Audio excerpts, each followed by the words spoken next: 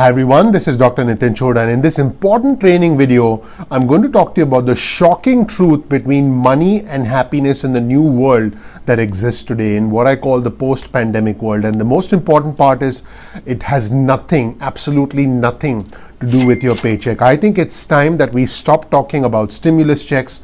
I think it's time that we look beyond unemployment benefits, and I think it's time that we plan for a better and stronger financial future for all of us. I'm going to cover three things in this training video. The first is I'm going to go over the habits that get us into financial trouble. I'm going to be honest with you, I'm going to hold nothing back, and I'm going to talk about some hard truths and some uncomfortable facts that I'm going to ask you to face so that you can prepare yourself for a better financial future. I'm going to talk about the average savings rate in the country and how that's dramatically changed over the past few months. And then I'm going to tell you about what you should be doing next. Before I get started, if you're not an existing subscriber yet, please click the subscribe button below.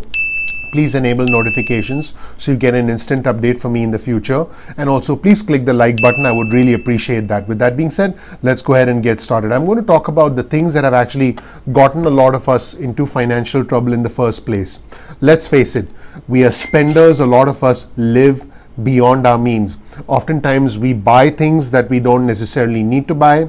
We try and live a life beyond our means, and we try and impress people who we may or may not know. I think it's time for us to essentially treat this whole situation as a wake-up call, as a way to grow up financially, as a way to go from being financial babies to being financial adults and educate ourselves. And I know that's why you're watching this video, and I appreciate that. But I think it's time for us to start to take stock of our spending.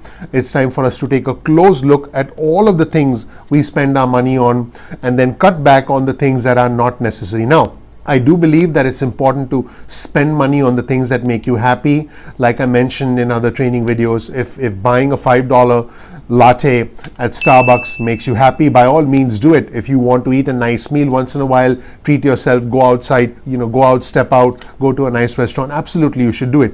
Money is meant to be enjoyed.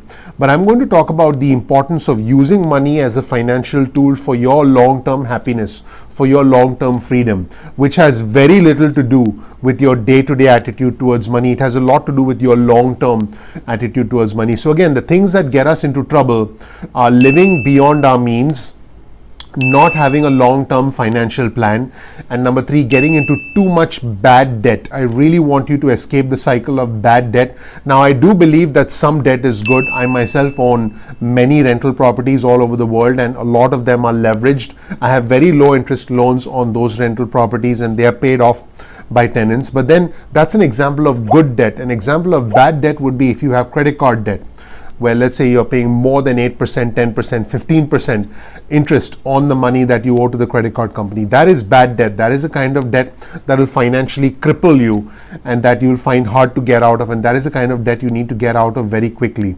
So what does all of that have to do with the current state of the economy, with the fact that we're talking about stimulus checks, we're talking about unemployment benefits at the time I'm recording this video training? I strongly recommend that if you're getting stimulus checks, if you're getting unemployment benefits, you use this as a once-in-a-lifetime opportunity to save as much money as you can. I want you to pay off bad debts. I want you to increase your savings rate.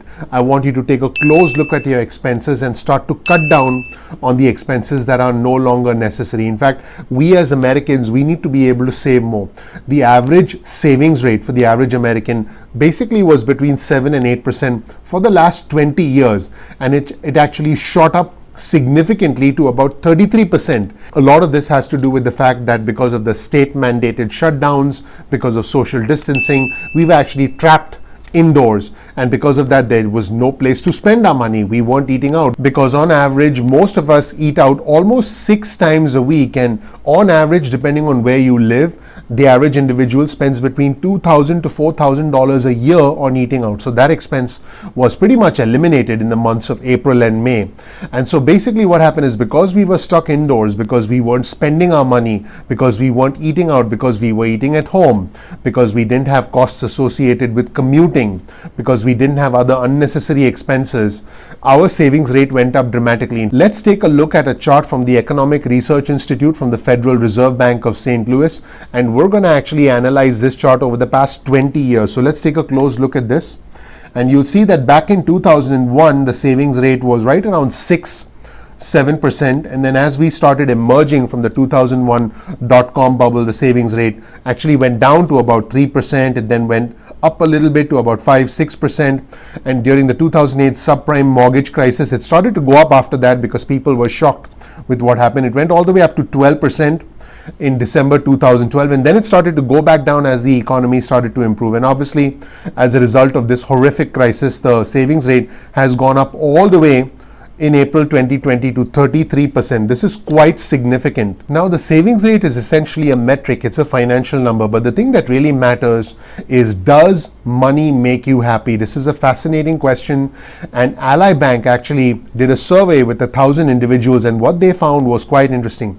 They found that saving more money as opposed to making more money led to more happiness. Here are some interesting results from Ally Bank's survey. So Ally Bank said, they say money can't buy happiness. While this may be true, our survey shows that saving money can impact our sense of well-being. In fact, just by virtue of having a savings account, individuals who had a savings account, 38% of them reported feeling extremely happy or very happy versus 29% of those who did not have a savings account. So simply having a savings account makes you more happy. Now, let's take this one step further. There's more good news for savers because the more you save, the more likely you are to be happy. They actually did a breakdown of individuals who reported feeling extremely happy or very happy in this survey, which, by the way, consisted of more than 1,000 individuals. What they found was that 57% of individuals who had more than $100,000 in savings reported feeling extremely happy or very happy. 42% of individuals who had between $20,000 and $100,000 in savings reported feeling extremely happy or very happy. And 34% of individuals with less than $20,000 in savings reported feeling extremely happy or very happy. And 29% of individuals who had no savings reported feeling extremely happy or very happy. As you can tell, the more savings an individual had, the happier they were. This is quite significant because there's a direct relationship between the amount of savings someone has and how happy they were in this survey. So basically, individuals who saved more, and by the way, this had nothing to do with their income. This strictly talked about their savings. So individuals who saved more were in general happier. In fact, they were happier than individuals that actually made more money. And here's the proof. They did a survey of individuals who reported feeling extremely happy or very happy depending on their income level. They found that if an individual made between $25,000 to $50,000 a year, 25% of them reported feeling happy. Now, you would think that individuals who made proportionately more income, let's take $150,000 a year or more, would be significantly happier. That number, surprisingly, is 45%. But if you take a look at other brackets, if you take a look at individuals who made between $50,000 and $75,000 a year, that number is actually 40%. Now, individuals who made between $75,000 to $100,000 a year, that number is 43%. Individuals who made from $100,000 to $150,000 a year, that number is 48%. So you can see that once an individual starts making more than $50,000 a year, the amount of happiness they feel based on how much they make actually tends to plateau. It's not that it goes up significantly after they make more than $50,000 a year. So what's fascinating is individuals, and by the way, if you combine this parameter, which is how much I make, and the previous parameter, which is how much I save, individuals who make right around $50,000, possibly $60,000 a year, and who save a majority of their money tend to be significantly happier than, let's say, an individual who makes significantly more money or significantly less money but has lower savings. This is extremely important. Again, at the $50,000 a year mark, the level of happiness that you get based on how much money you make tends to plateau out based on these numbers. So on the one hand, as you start to make more money beyond $50,000 a year, your level of happiness doesn't increase proportionately. But on the other hand, if you start to save more and more money, your level of happiness tends to directly increase in proportion to how much you save. In short, saving more as opposed to making more leads to more happiness. Now, all of us are stuck in the middle of this pandemic. A lot of us have lost our jobs. A lot of us are relying on unemployment benefits. So this is the time to start saving more. This is the time where we need to take a close look at all our spending habits, and we need to start to save every penny we can. Save as much as you can, because when life returns to normal, when we get our jobs back, or if we find new jobs, or if we find ourselves in a situation where our hours have been reduced, we have to have savings, because you're going to find yourself in a situation where you may make the same amount of money as what you were making pre-pandemic, hopefully higher, or possibly lower. But what's more important is, how much are you going to end up saving post-pandemic? Are you going to end up saving more money? Are you going to end up having more money as a cash reserve in general? Because it is that reserve that's going to give you more happiness, and that's directly tied to your level of happiness going forward. And going back to this Ally Bank study, 84% of those individuals who were surveyed said that having money in their bank account helped them with their sense of well-being, made them feel happier, made them feel more calm, made them feel more relaxed, even more so than eating healthy foods, having an enjoyable job, or even more so than getting regular exercise. What this basically means is, if you have more money in your bank account, if you have more savings, you're going to be happier even if you don't exercise, even if you don't eat right, even if you're not happy with your job. It's really fascinating if you think about it, because we're conditioned to make as much money as we can, and then we're essentially hardwired, it's part of our DNA to be spenders. We're just hardwired to spend that money, to live a higher lifestyle. But what if you could make less money, cut down your expenses, live below your means, and then save more money? That'll contribute to your well-being more than eating out, more than spending money on fancy workouts or gyms or any such thing, and more perhaps than even your job that you may be enjoying. So think about it. This whole perception, this whole paradigm towards money should change, especially now post-pandemic, where we've been forced to take a hard look at all attitudes about money. Here's another statistic from the survey. 90% of the individuals who were surveyed said that saving helps them face the unknown. 90% said that saving gives them peace of mind. 87% said saving makes them feel proud. And 82% said that saving lets them feel independent. All of these attributes, feeling proud, feeling happy, having the confidence to face the unknown, and being self-sufficient, being independent, all of these are important metrics that lead to overall well-being and overall happiness. And as far as what the future holds, I can tell you that once all of this is behind us, once we stop talking about stimulus checks, once we stop talking about unemployment benefits, we are going to be in a new future, a new reality, where our attitudes towards money, our ability to save money, is going to be much more important than how much money we make. Our ability to look at each expense and say, hey, is this absolutely necessary, is going to be much more important than excessive spending, than living beyond your means.